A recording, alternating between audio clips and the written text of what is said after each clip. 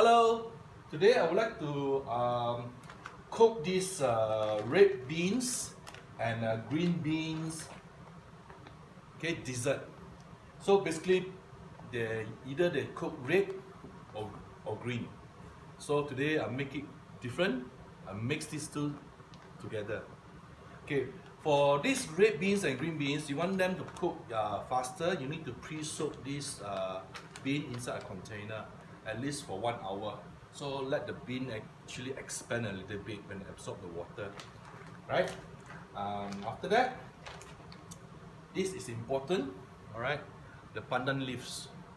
Okay, you cut into small piece and you put inside the hot water. Okay, pre-cook this one first, so let the flavor of this pandan leaf comes out from the water. Okay, after that, when the water is boiled, you pour this bean inside your pot. Let it cook until it is soft. Then, as for the sugar, I prefer to put this brown sugar rather than those white sugar. This called gula melaka. And one I used already half. This half, okay, and this one they call it sliced sugar. Yeah, you can get it from those Chinese herbal shops, or those grocery shop. Okay, and last, coconut milk. Right.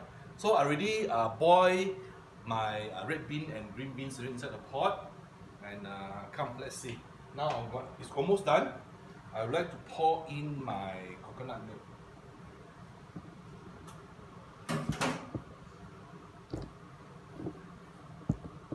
See? It's here. Okay. So this one already boiled more than 1 hour, so it's become soft already. Yeah. So last, you need to put coconut milk. So 1 cup.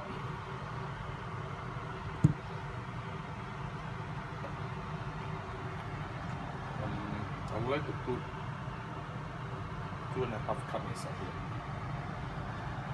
Okay.